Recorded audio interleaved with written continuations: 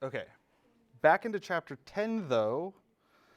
Last time we talked about resonance structures. Well, not just resonance structures, sorry, Lewis dot structures, red resonance structures. All right, so placing the dots around the molecules and how they're able to predict how these atoms are bonded into molecules. Those were all the exceptions. Actually, this is what I want to do. The rules. So just go through these rules real quick. Start out by writing the correct skeletal structure. So the skeletal structure, you need to decide what atom is going to be the central atom. It's actually pretty much all of them. It's the only atom that's, like there's usually just one of them. Sometimes there are two. It's usually the fewest number is going to be that central atom. And then you put all of the other atoms around it. And then hydrogens are always terminal atoms. Then you calculate the total number of electrons, which is the valence electrons. So you just add them up for all of the molecule or atoms in the molecule. And then you distribute those in the next step. You distribute those among the atoms, giving octets to as many atoms as possible. So you start with placing 2 between each of the atoms to make bonds between the terminal and central atoms. And then you distribute the remaining electrons first to terminal atoms, then to the central atom, giving octets to as many atoms as possible. And then if anything lacks an octet, you just move a couple lone pairs. You move 1 or 2 lone pairs in to make double or triple bonds as necessary to give everything an octet. Of course, the exceptions being hydrogen and then aluminum and boron. So hydrogen only needs a duet. Aluminum and boron will sometimes only have 6 electrons. All right, so then we did a bunch of examples. So the next part of this then is taking those Lewis dot structures and using them to predict the actual 3D shape of the molecules. This is called valence shell electron pair repulsion theory. It's spelled Vesper. I'm going to say Vesper because it's way easier to say. So the Vesper theory, we can use this to predict shapes of molecules. And really, it's based on this idea that electron groups repel each other. So if you have multiple groups, they try to get as far apart as possible. So each of these counts as an electron group. We have lone pairs are one electron group. Should do this. Lone pairs are one electron group. Single bonds are one electron group. Double bonds are one electron group. And triple bonds count as one electron group. So the repulsion between those negative charges of those electron groups determines the geometry of the molecule. And I meant to bring some models, but I forgot. I can try and Google something real quick. Okay, so for CO2, which has this Lewis structure, we're going to look at the central atom, so carbon here. How many electron groups does carbon have? 2. 2 electron groups on carbon. Because it only has 2 bonds. It has 8 electrons, 2 electron groups. Right? So each bond, whether it's a single, double, or triple bond, only counts as 1. Lone pairs only count as 1. So it only has 2 bonds, this one and this one. So that's just 2 electron groups on the carbon. So if we have 2 electron groups, then each of these oxygen molecules want to get as far apart as possible.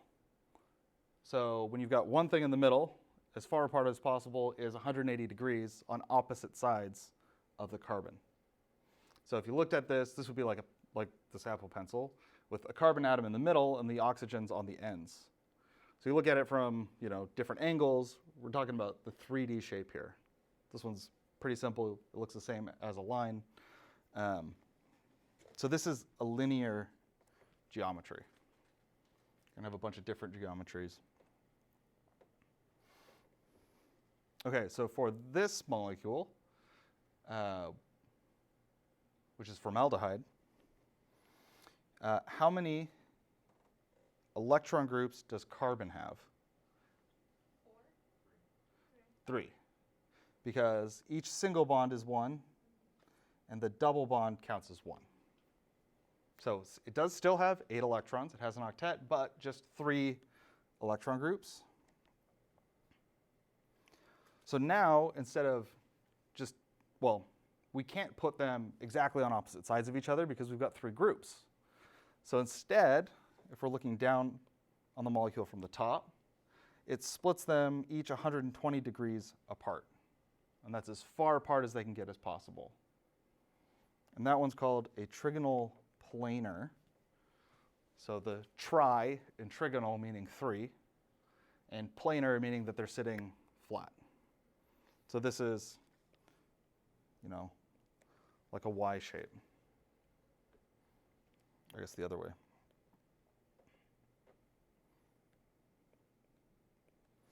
All right, so it's like the Y shape.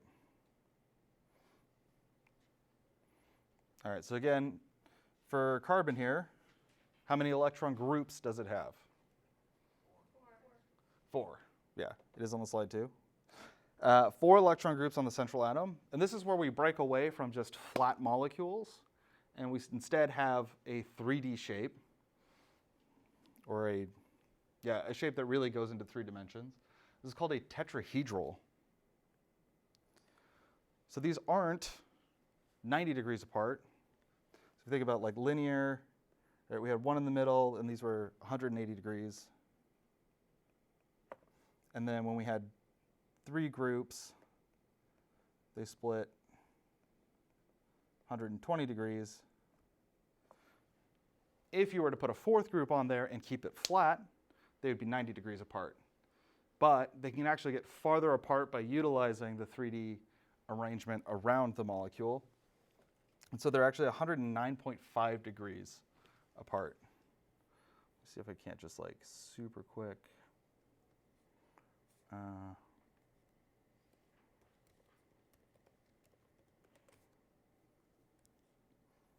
yeah, this looks good.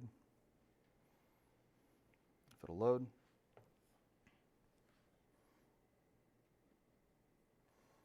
Oh wow, that's a more complicated molecule than I want.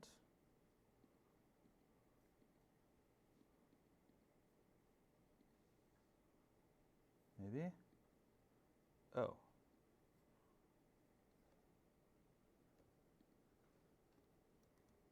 right, well, maybe that's not perfect. Can I look up?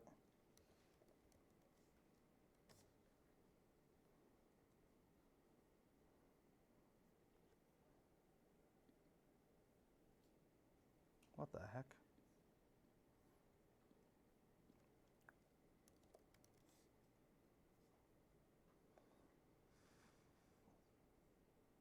Okay. Well, this is close. Because I feel like it kind of gets lost if you don't have a model to look at, what I mean when I say that it's 3D. Okay, so on the right there, so see how this is a 3D shape? How some of these are hydrogens. That's over here. These are hydrogens. This is our carbon, and this is actually oxygen with another hydrogen on it. So it forms like a little tripod, right, with the oxygen on top there. So it's a 3D, this is what I mean when I say a 3D shape, because like, no duh, it's made of spheres, it's 3D. But you can't just squish this thing flat onto the table. All right, we'll pull up. All right, so that's a tetrahedral. And tetra, as we know from other things, means 4. And so it's this shape, this is essentially a pyramid with 3 sides, but 4 points. Or 4 triangular faces as well. Okay, now how many electron groups are around nitrogen in this one?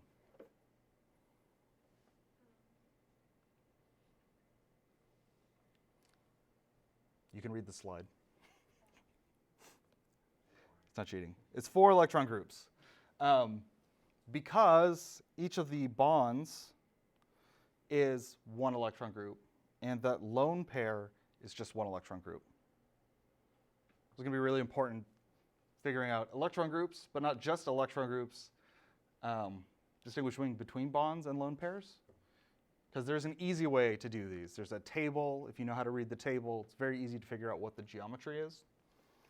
So our electron geometry is just the arrangement of the electron groups. So here we still have 4 electron groups. So our electron geometry is tetrahedral. But our molecular geometry is trigonal pyramidal because this lone pair electron group doesn't have an atom attached to it. Let's see if I can.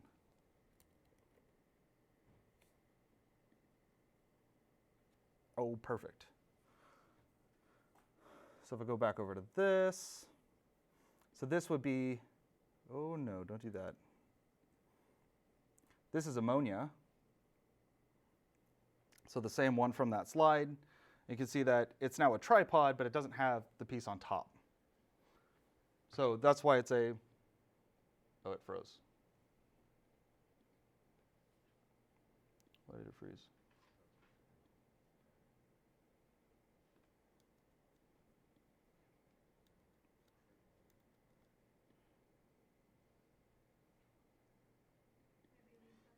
Can you? Well, it's working on my screen. It's the thing that's putting it up there that's frozen.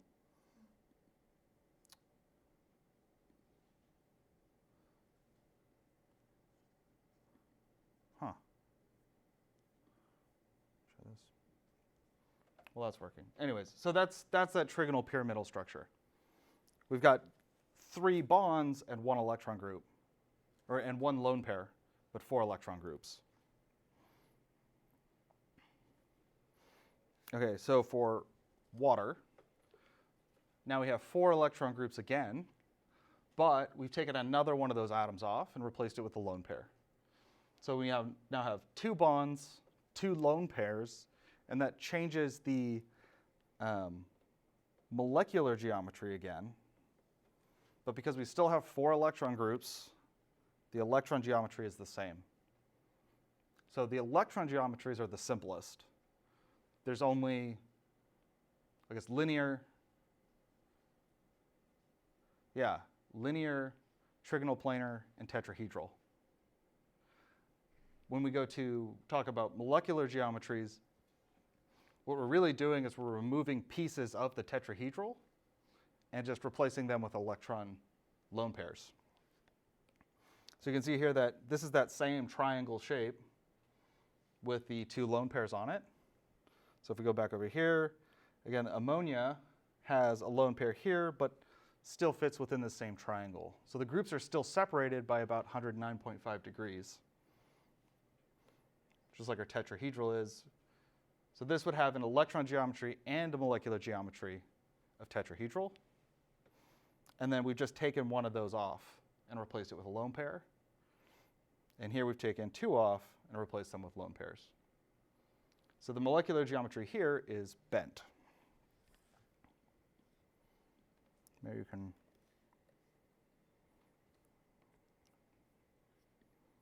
try this again. Okay.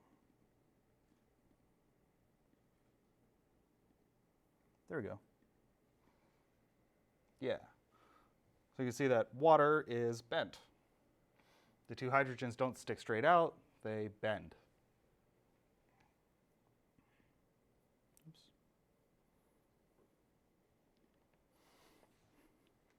So those lone pairs influence a force that causes these to bend, just like bonding pairs would. They just don't have any mass in that space. So the easy way to do this is to use this table. And I will give you this table on the exam.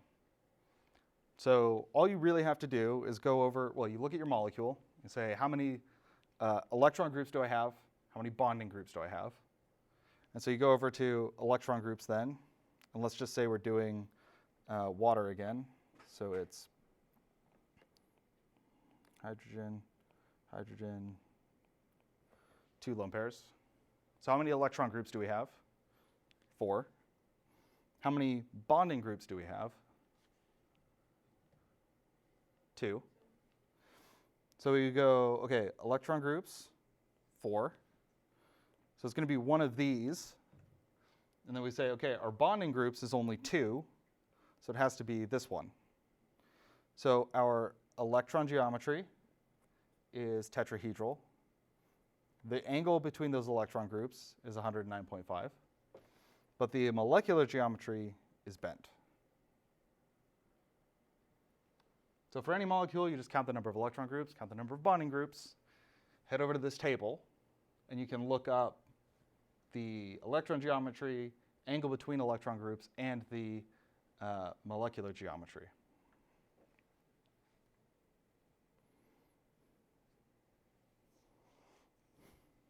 So to predict a geometry using the Vesper theory, we draw a correct Lewis structure for the molecule, because we need that to figure out how many bonding groups we have and how many lone pairs we have.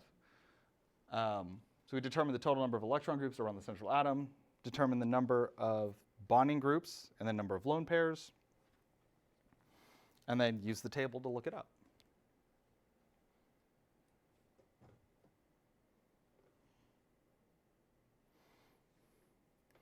All right, so for this font's not great. This is CL. All right, so we've got chlorine, nitrogen, and oxygen. I don't know what this would be called, but we're told that nitrogen's the central atom. So we still start with our skeletal structure: nitrogen, oxygen, chlorine.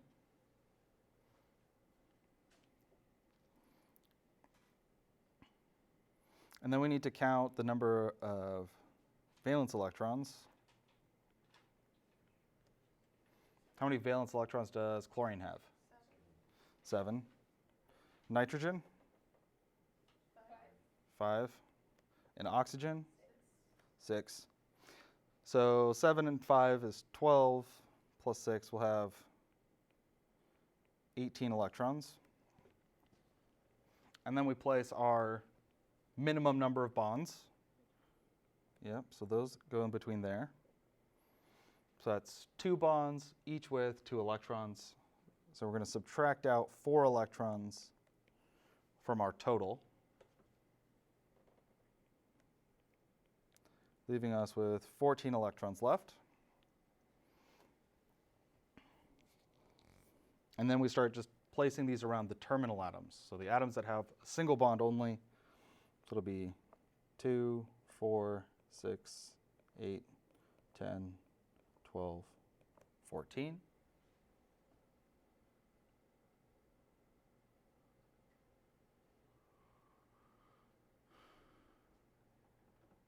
Okay, so now we need to count the number of valence electrons. Chlorine is good because it's 2, 4, 6, 8. Nitrogen has 2, 4, and 6. Oxygen has 2, 4, 6, and 8.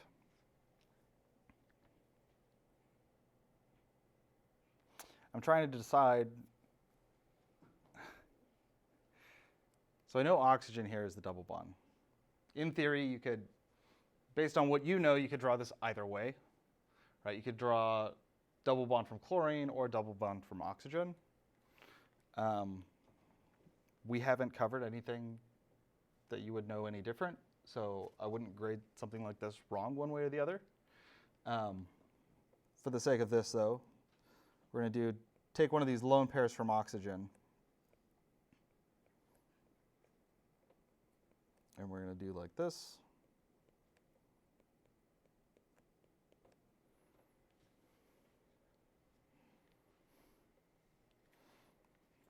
All right, so now we've got 8 valence electrons. We've got an octet for all of our atoms.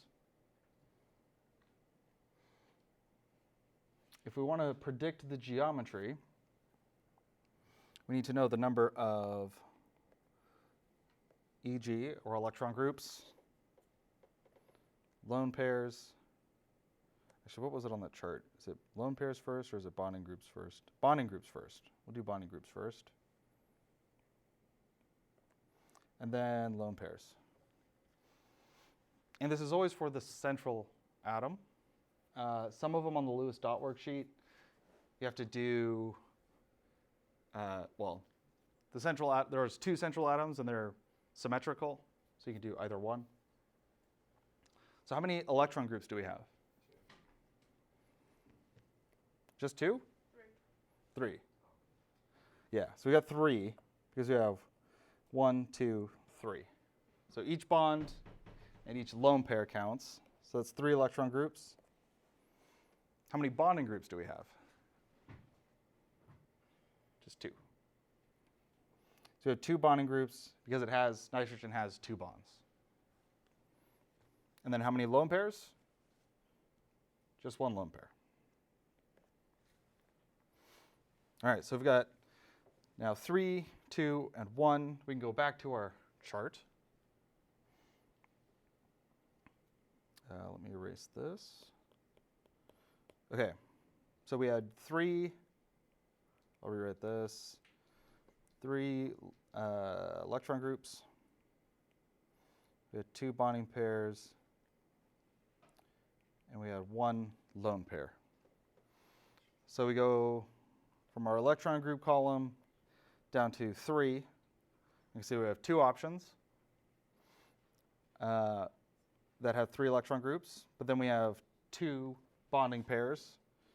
So it can't be this one, it has to be this one. Oops, this one. And that also says we have 1 lone pair. So our electron geometry is going to be trigonal planar, and our molecular geometry is going to be bent.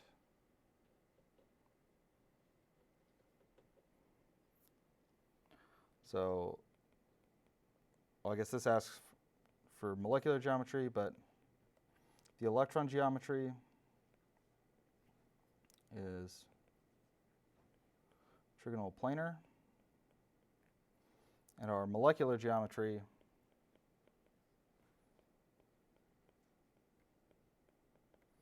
is bent.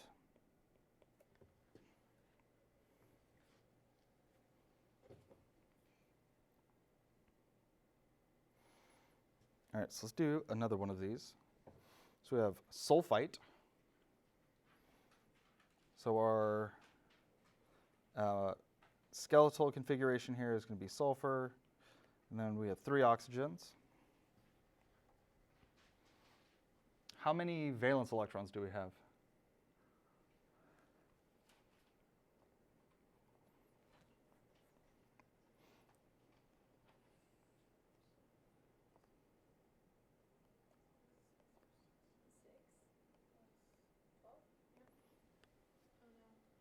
Six times 3, really 6 times 4, right? Because they all have it. So this is going to be, well, that starts us out. So 18 and 6, and then we have a 2- charge on our molecule. So do we add or subtract 2 more electrons?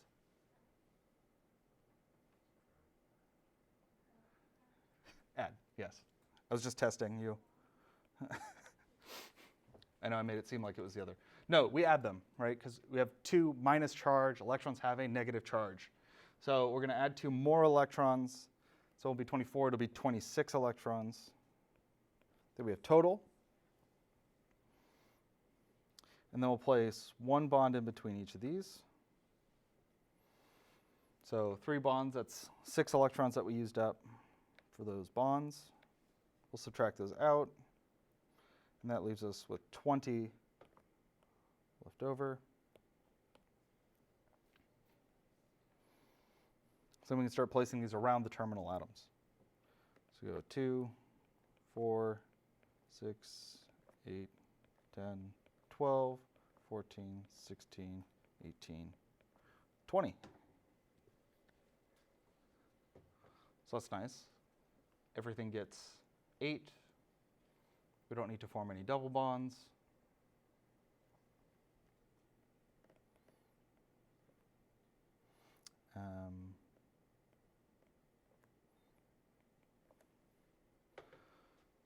So how many electron groups do we have?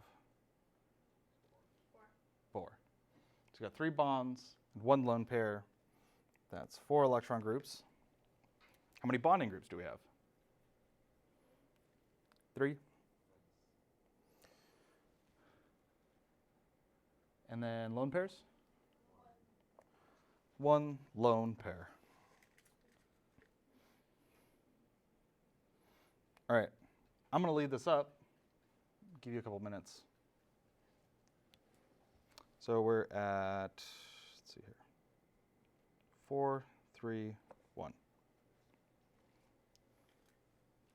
So we want to know the molecular geometry.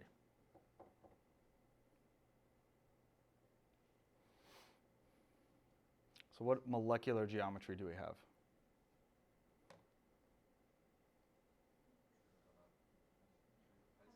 Trigonal? Yeah, trigonal pyramidal. So we got 4, because we have 4 electron groups, means we have to be one of these. But we have 3 bonding, well, I wrote BP this time, I guess, or bonding groups, bonding pairs. So we can only be this one, which means that our electron geometry would be tetrahedral, and we would have a trigonal pyramidal molecular geometry. So this is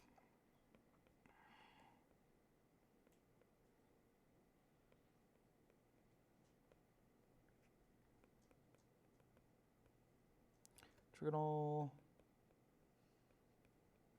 pyramidal. All right, so it's pyramidal. It's like a pyramid. All right.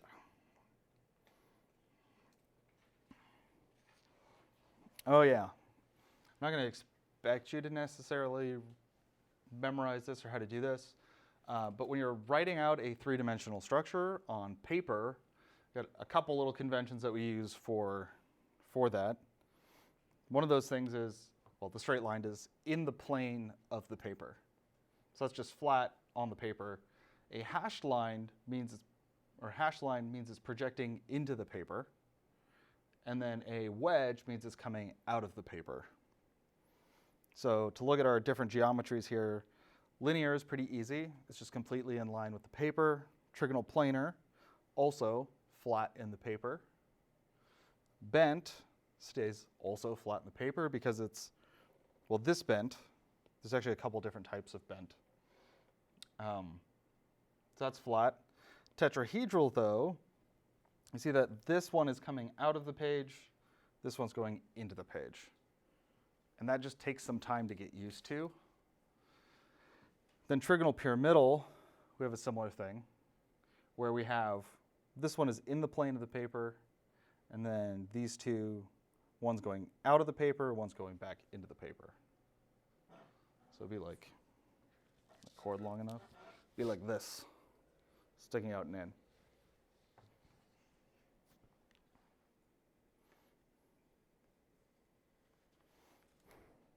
Okay, so this has all kind of been leading up to polarity. So why do some things mix and other things don't? Specifically, oil and water is like the most common one, right? You cannot just pour oil into water. If you get like a bunch of grease on your hands, you have to use soap to get it off. You can actually predict whether something is going to be, whether something is going to mix with oil or it's going to mix with water based on the Lewis dot structure and its geometry. You can predict its polarity.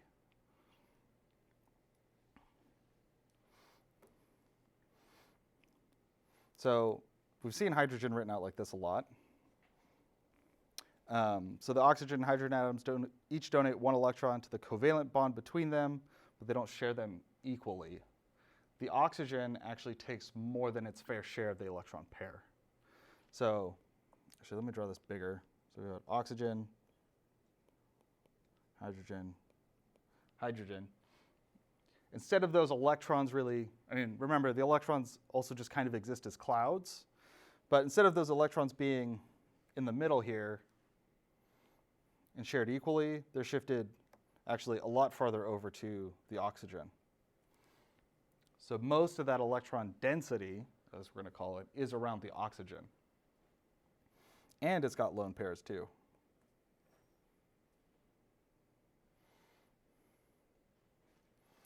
So this property is called electronegativity. And oxygen is more electronegative than hydrogen. So the shared electrons are more likely to be found near the oxygen than near the hydrogen atom. Electronegativity is the ability of an element to attract electrons within a covalent bond. We use a relative scale where fluorine is the most electronegative with an electronegativity of 4.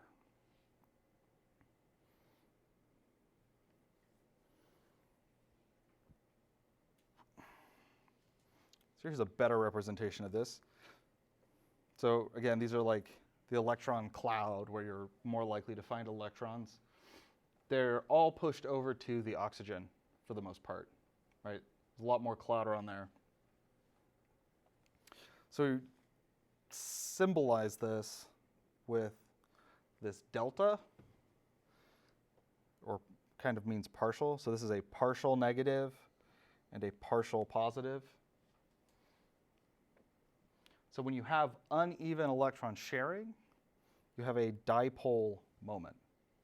You can think of this as these electrons being more shared to the oxygen, or more shared to the oxygen, less to the hydrogen. We've kind of created two poles, kind of like a magnet. So one of those is positive, the other one's negative, and opposite charges will attract each other.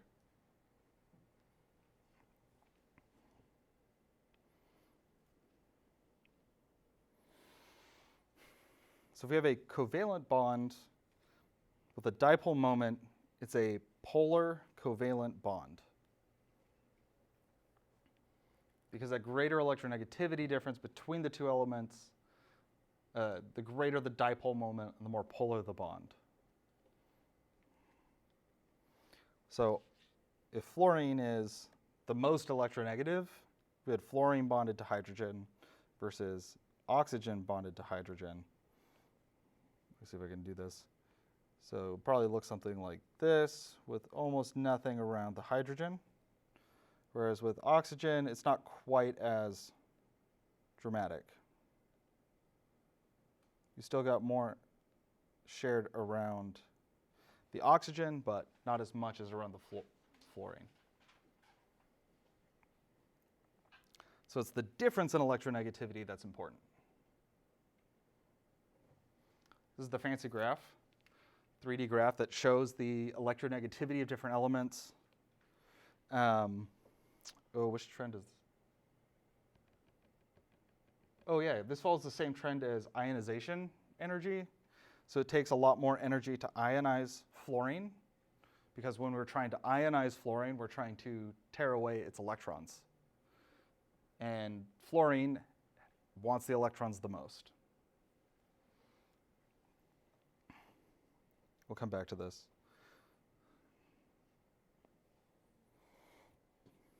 Okay, so if we have a large difference in electronegativity, then we get a dipole moment. If there's no difference, or if they're very similar in terms of electronegativity, there's no dipole moment. And this is a nonpolar covalent bond.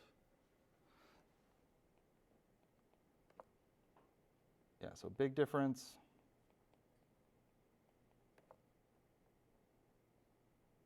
Equals polar.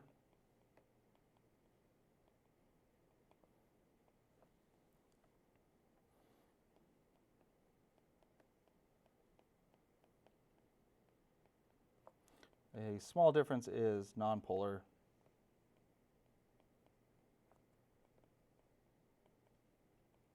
And we will have some rules of thumb for how much the difference should be to fit into each of these categories.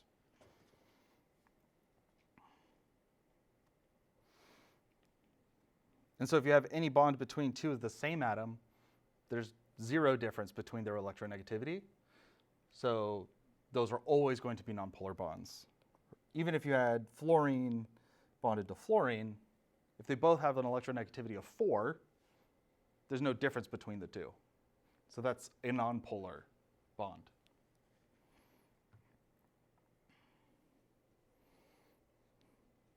And of course, all of these things are relative. When I say big difference, if there's a really big difference, that's when we get ionic bonds. And that's when you get the complete transfer of electrons from one element to another. Oops. So those will be ionic bonds. I'm going to insert a very large here.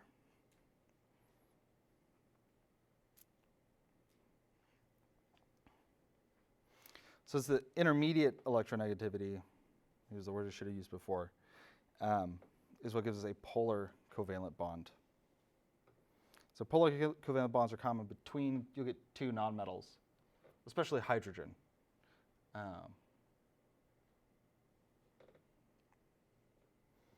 Perfect. So basically 0 difference in electronegativity, so 0 to 0.4. That's our pure covalent, or let me do this, non-polar covalent bond. Intermediate difference really spans a large range, so most of these bonds are going to be polar. So 0.4 to 2 is our polar covalent, and then anything greater than 2 is going to be an ionic bond. And these are, yeah.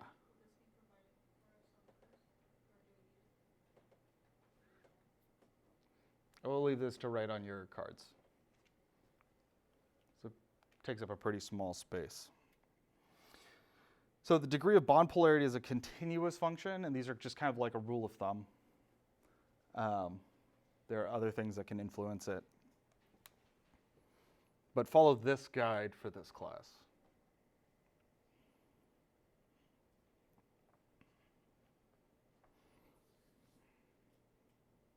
Okay, so we're going to need to go back. Let me bookmark this, bookmark this. Okay. So between iodine and iodine, do we have a pure covalent, polar covalent, or ionic bond? Pure covalent, or also say nonpolar? Nonpolar, pure covalent, yeah. Nonpolar slash.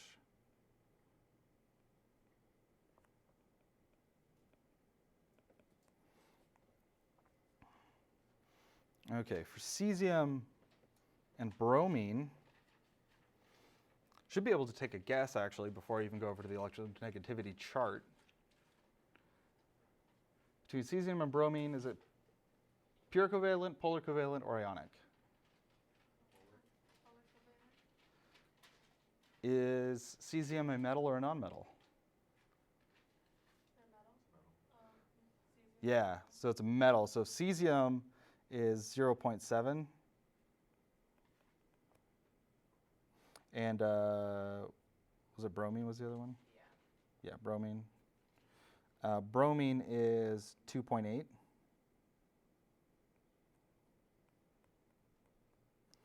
So we'll do 2.8 minus 0.7 is going to be 2.1. So that's greater than 2. That'll be an ionic bond. And then phosphorus and oxygen, really when you pick any of the two nonmetals, you do kind of have to check the chart. So oxygen is 3.5. I know that's hard to see. That's oxygen. And phosphorus is 2.1. So the difference there is going to be, is it 1.4?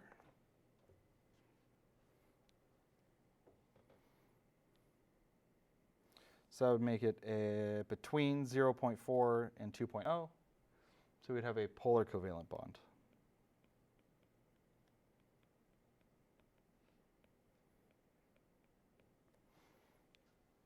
So on a test, I would give you the electronegativity of each of the elements, but I would expect you to know or have written down on your cheat sheet this guide.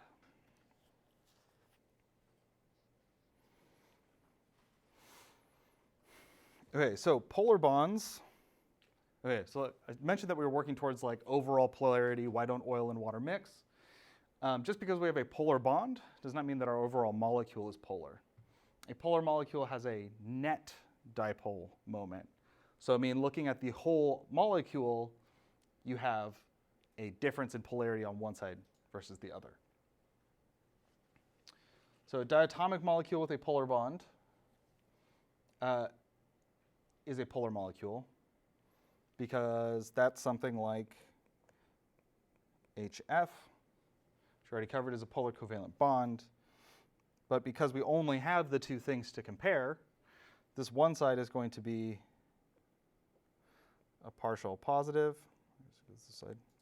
This is going to be a partial negative because fluorine is a lot more electronegative than hydrogen. So if you have just two atoms in your molecule and that bond is polar, then it's going to be a polar molecule.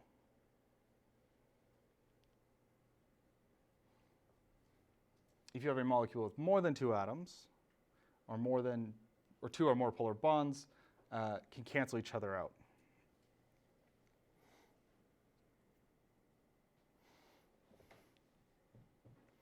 For example, carbon dioxide. So the bond between oxygen and carbon is about 1. The difference is 1. So those are both polar covalent. But because they're on opposite sides, directly opposite to each other, it's kind of like playing tug of war. And they have equal strength on both sides. So they cancel each other out. It's not going to move anywhere. So there's no dipole moment. So this is a nonpolar molecule. Because we have two polar bonds, but they are directly opposite each other.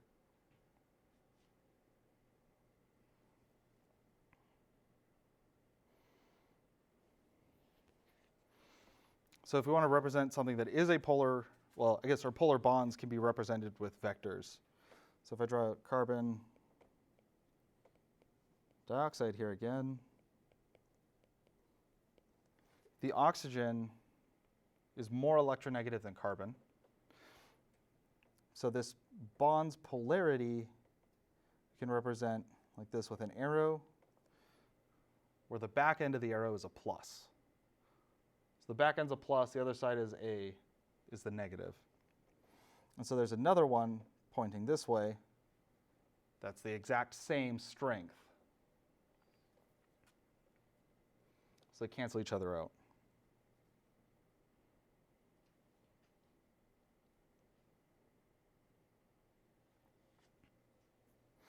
If we look at water, now that water actually also has polar bonds. This is the difference between hydrogen and oxygen. But because they're separated at an angle like this, we have them actually with the positive end on the outside here pointing in, positive on the outside pointing in. Because they are not exactly opposing each other, water is a polar molecule. Because they're pointing sort of off at an angle. So you can imagine if you had two teams, both pulling on ropes at angles, they would move whatever was in the middle with them. So together they go this way. And that's actually how we determine our overall dipole moment for this molecule would look something like this. It's the combination of the two vectors. So water is a polar molecule. And there's a lot of different ways that you can add these up for just the shapes that we've covered. Right? So we've got the linear again. If both of those bonds are the same, then it's going to be nonpolar. I guess this is for all of these, this is assuming they're the same. Right? So these are all pulling out away from each other with equal power, so they're not going to move. These are not pulling directly away from each other. These ones, same kind of thing. They're all not opposing each other. There's an easier way actually to remember if one of these is polar or nonpolar. So this is the simpler way to do it. If the two bonding atoms have different electronegativities,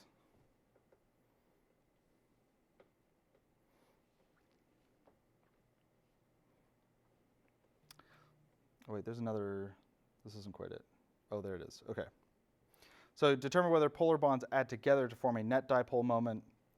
And you can use Vesper theory to determine the molecular geometry. And also check, is the molecule symmetrical? So if we have perfect symmetry, then it's not going to be polar. This is the easier way to do it. So if you look at the Lewis structure for the molecule, this is again my mom's way of doing this, it is a nonpolar if both of these facts are true, or if both of these conditions are true. If there are no lone pairs on the central atom, and if the atoms bonded to the central atom are all the same or have the same electronegativities. So that means if the opposite of this is then it is polar if there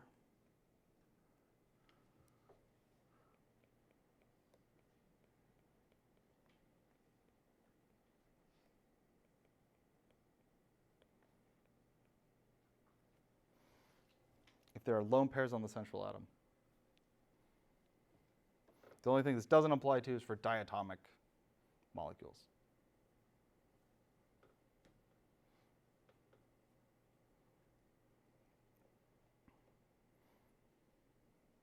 Do some examples though, and this will make more sense.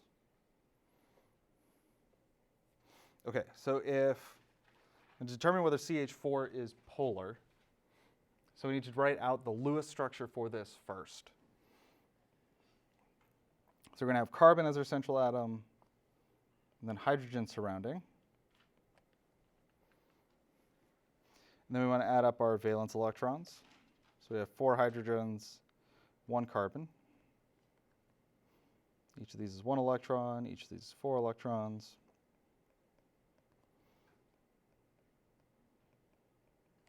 So we have 8 valence electrons.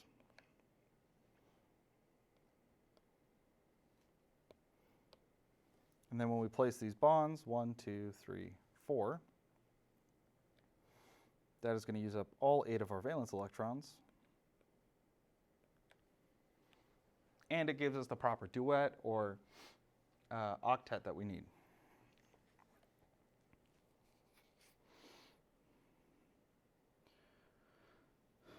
Okay, so how many electron groups do we have? 4 electron groups. How many bonding groups do we have? Also 4. And how many lone pairs? 0. So before we even go over to the other table to get the actual molecular geometry of this, we go back to these previous rules. Okay, it's nonpolar if there are no lone pairs on the central atom. So that's true, no lone pairs. And the bonded to the central atom are all the same or have similar electronegativities. So they're all hydrogen. So this is a nonpolar molecule.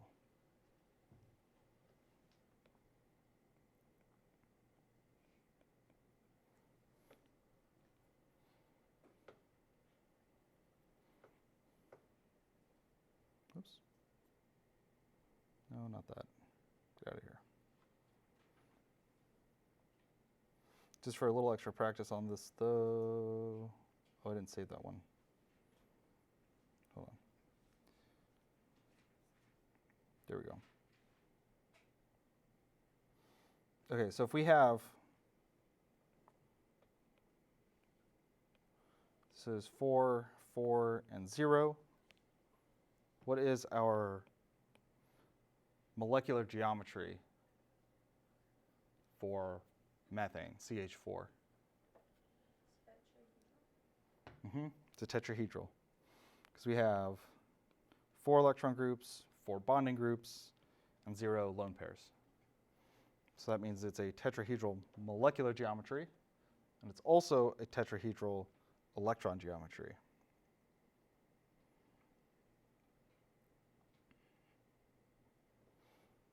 Okay.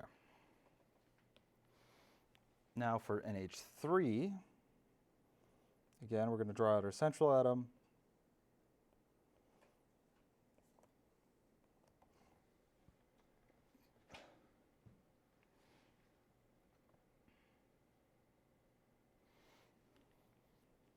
How many electrons, valence electrons, do we have?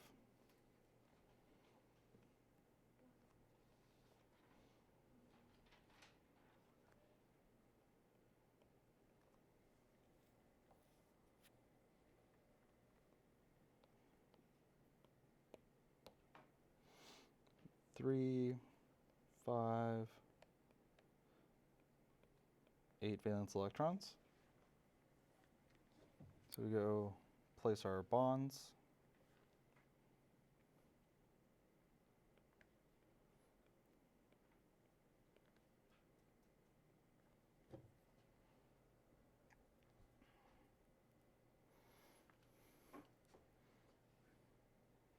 All right, so real quick then, is this polar or nonpolar? Polar. Because the first condition that we have to meet for it to be nonpolar is that there are no lone pairs on the central atom. And just to go through this, we're going to have, let's do the electron groups, bonding groups, and lone pairs. So there's going to be 4 electron groups, 3 bonding groups, and 1 lone pair. So if we go back and look at this table here, we have 4 electron groups, 3 bonding groups, and 1 lone pair. So we have this trigonal pyramidal. So this is a trigonal pyramidal.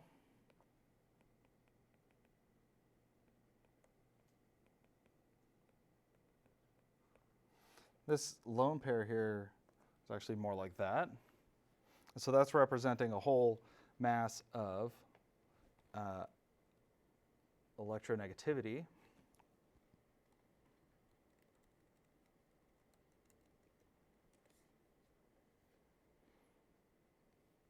All right,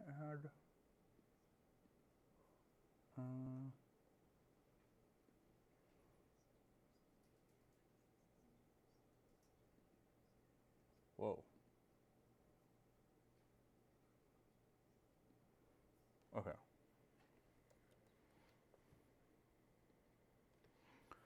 So this is ammonia, NH3.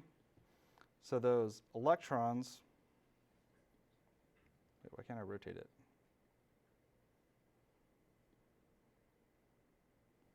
It's not rotating. Oh.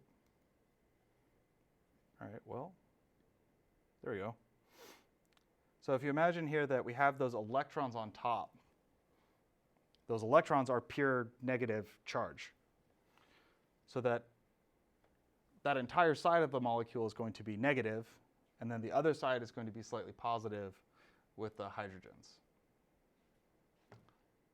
So that's why that is not symmetrical at all and is polar, in addition to being able to just do the quick check of, are there any lone pairs? We're actually going to be able to start chapter 11 today. It's awesome. All right, so sulfur dioxide. Again, we put sulfur in the middle. Put the oxygens on the outside. So sulfur has 6 electrons, and oxygen has 6 electrons. So that's going to be 12, 6, so 18 electrons.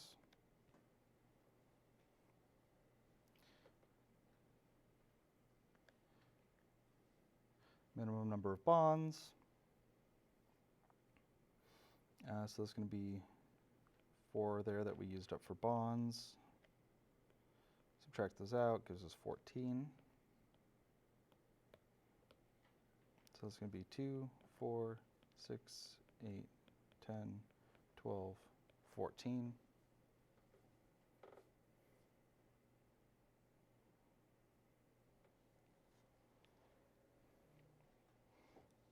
What should I do next on this one?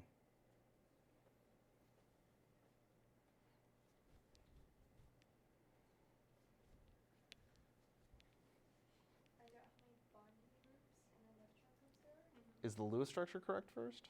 Oh, no, you have to balance it out. Yeah, so what do I do? What's wrong with it? Sulfur's not an octet. Yeah, sulfur's only got 6. So take 1 from oxygen. Which oxygen? Does it matter in this case because they're both the same? Yeah, it doesn't matter. Okay. Yeah, so this is a resonance structure. So it doesn't matter, so we'll just take one of them.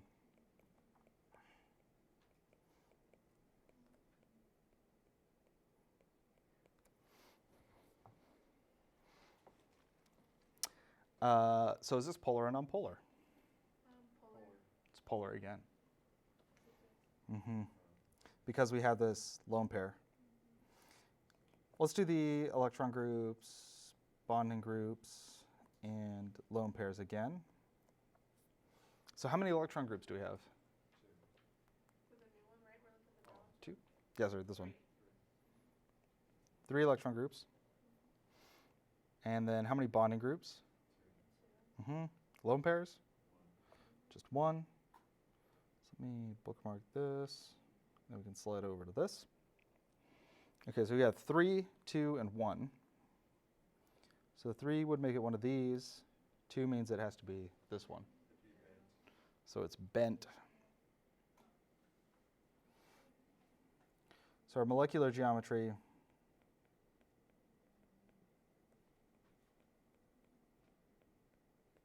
is bent. So this would actually look more like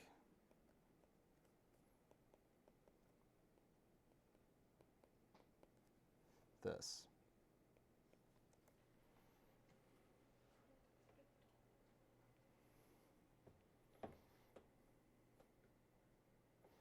Alrighty. So why don't oil and water mix? Water molecules are polar. Oh, you have a question? Yeah. So when you do like your valence electrons on like oxygen, for instance, does it matter where you place them though? So you know you carry one over to spawn like a group with sulfur. Yeah. But to the remaining 4 that are still there, does it matter where you place them? It doesn't matter where you place them as long as you place them 2 to a side. Okay. I always just move them so they're symmetrical. Okay. Yeah.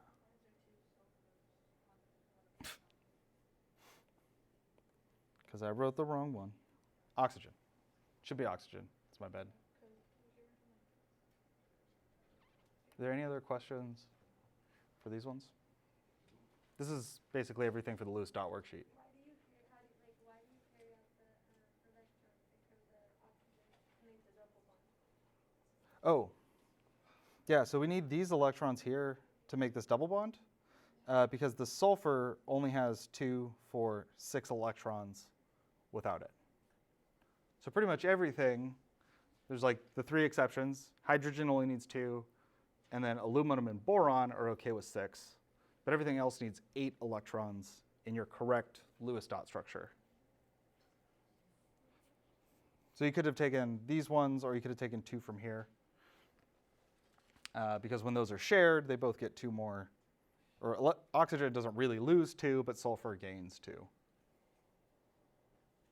Any other questions? Yeah. All right. Okay, so water molecules are polar, and oil molecules are nonpolar. And that's really the simplest way to say why they don't mix. The reason polar molecules interact strongly with other polar molecules is because they line up like magnets, where the slightly positive end lines up with the slightly negative end. And so what actually happens is the polar molecules are really cliquey, and they just kind of like squeeze out all the nonpolar molecules because they just want to be closer to the other polar molecules. So there's just no room or ability for the nonpolar molecules to squish their way in between the polar molecules.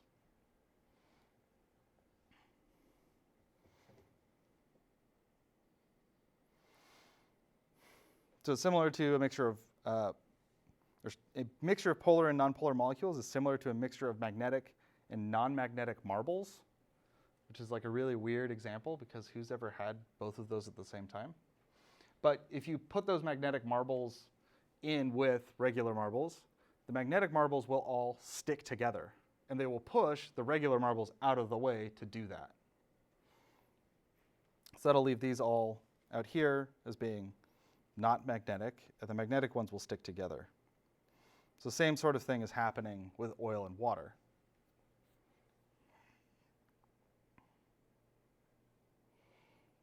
So I think this is really cool. The reason that soap works is because it's both polar and nonpolar. So there's a polar end or polar head to the soap molecule, and then this really long nonpolar tail. So when you wash grease off your hands or off pans using like dish soap especially, you're using these molecules, and the polar head sticks to the water as it's rushing by, and the nonpolar end sticks to the grease and pulls it away. Otherwise, when you wash your hands with just water, the water runs over the top of the nonpolar grease. It does nothing. Although sometimes if you have really hot water, you can wash off some of the grease. That's for different reasons. So, yeah. Soap works because there's polar and a nonpolar, and it's able to interact with both. Cool. So now, are there any other questions on polarity? At least in this chapter, because chapter 11 has more polarity.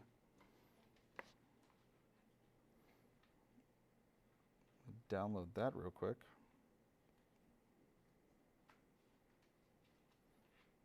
Oh, does it not? Oh. We do gases first, and then we do liquids, solids, and intermolecular forces. That's okay. That's okay. That's okay. Sometimes I'm not a fan. I'm going to switch books at some point. I'm not a fan of the way this book organizes things. So this is another one of those moments where we're kind of like making a transition from one topic to another. Because we did reactions, it had to balance reactions, and then stoichiometry, and that whole thing. And then we're like, pause that. We're going to do like a sidebar episode, and we're going to do some electrons. Why are they important? How they interact? How they do polarity? But we're like really just putting a pause on polarity, because in chapter 12 we're going to come right back to it. First, though, we're going to take this detour. We're going to talk about gases. The gas law stuff is pretty cool, though. There's some really interesting things you probably never thought about. Oh, okay. So like, how long could you make a straw before you can't suck up the soda out of the bottom of the cup? There's actually a limit, and it's like a hard limit. Yeah. This is why actually, too, if you know anything about wells, if you've ever lived out in the country, there's a maximum depth that you can drill a well before you actually have to drill a wider well to put a pump at the bottom. So the reason that sucking on a straw works, or the reason that a well pump works from the top, is because it's removing air molecules from above the soda or above the water in the well. And that creates a pressure difference between outside and inside.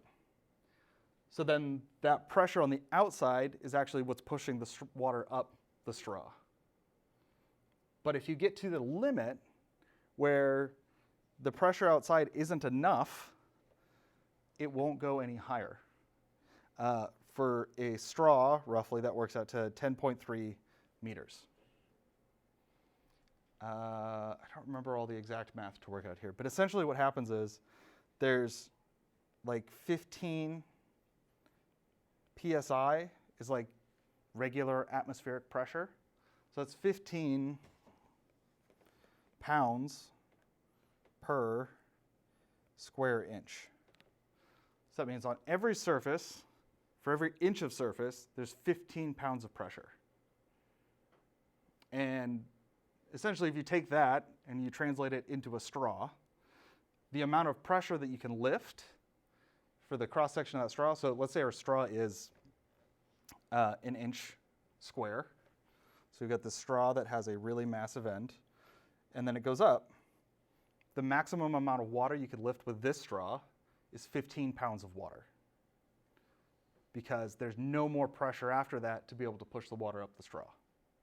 And that depends on how big the straw is, right? So bigger straw, you're going to get to 15 pounds of water faster, so you can't pick it up as high.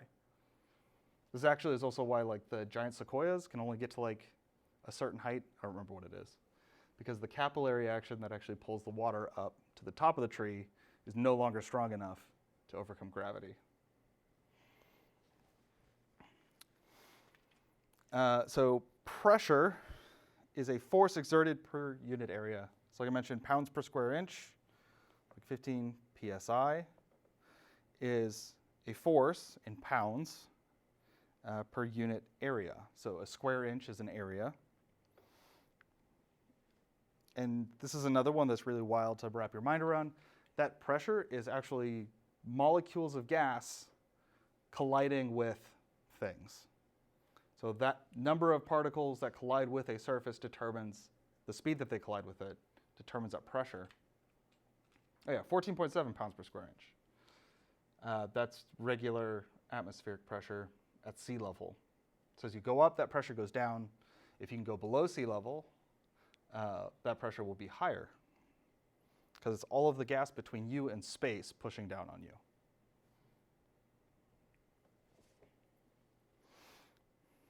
So when you're sucking on the straw to pull the gas or to pull the soda up, the pressure on the outside will push down just until the pressure inside the straw is equal. So if you suck it up like halfway up the straw, the pressure inside the straw above the soda will be the same as the pressure outside the straw. So there's only a limited amount of gas you can remove, and there's a limited amount of pressure outside the straw. Yeah, so if you had in a perfect vacuum, with a perfect vacuum above it, and this is an example of that like well pump. So if you put the pump up on top, then the maximum that you can do is 10.3 meters. This is assuming some diameter of the straw. And so if you could get higher pressure outside the straw, you could lift it higher. But you can't just change atmospheric pressure.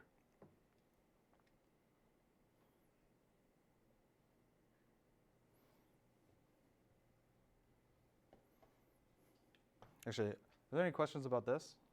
Because this is kind of a hard topic to wrap your head around.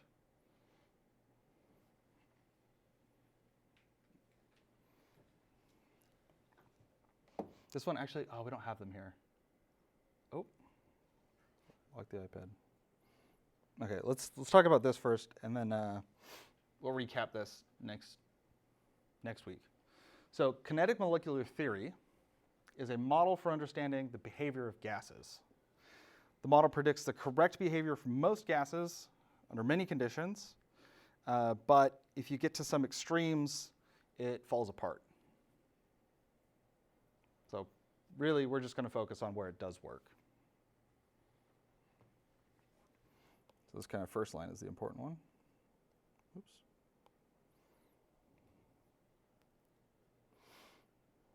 So these are the tenets, the principles of kinetic molecular theory, that we have a collection of particles in constant motion. So remember, air is made up of atoms, molecules, that are all flying around. So that's our collection of particles in constant motion. We also assume that there are no attractions or repulsions between particles, and that the collisions are perfectly elastic. So when one of those particles runs into something, it bounces off. When it runs into another particle, it bounces off without losing any energy. And we also assume that there's a lot of space between the particles compared to the size of the particles themselves. Which, if you remember when we talked about like solids, liquids, and gases, that's kind of like gases' whole thing, is that the particles are really spread apart, whereas in a solid or a liquid, they're like in direct contact with each other. This was one that was always interesting to me. The speed of the particles increases with increasing temperature. So when it's hot outside, like it was today, that means the air molecules around you are actually just moving faster. And as it cools off, they slow down. Because the temperature that you feel, the temperature that we measure, is the average kinetic energy of the particles. Roughly the average. So really, by using these 4 things, we can explain how gases behave in almost any situation.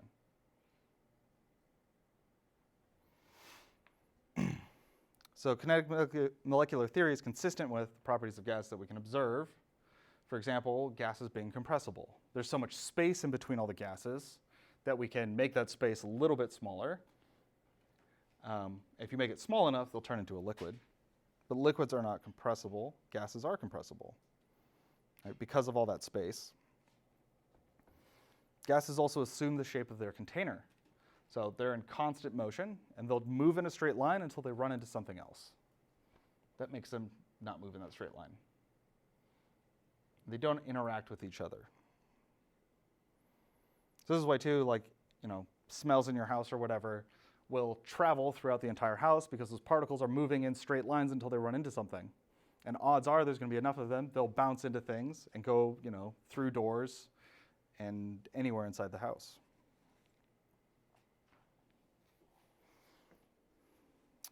Also, gases have super low densities in comparison to solids and liquids.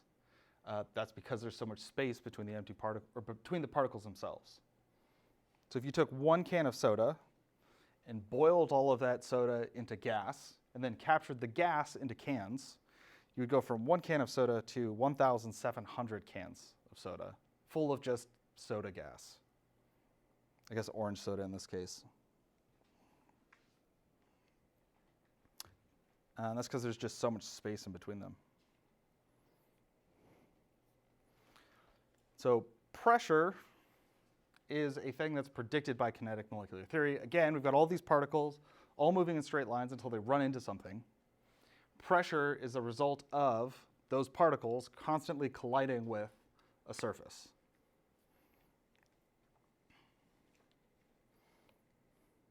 So we've got constant collisions.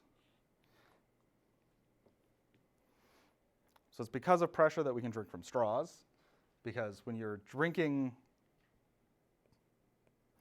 out of a cup of soda, and you have a straw, there are particles that are constantly colliding with the surface of the soda that are wanting to push it. And when you don't have anything on the other end of the straw, there's also particles inside the straw pushing down on the surface of that soda with the same force. As soon as you remove some of those particles from inside the straw, they're no longer colliding with the surface of the soda on the inside, and they'll move up.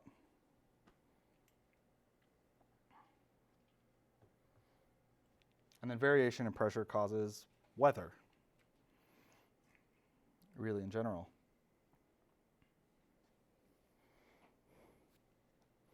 How far do I want to go here?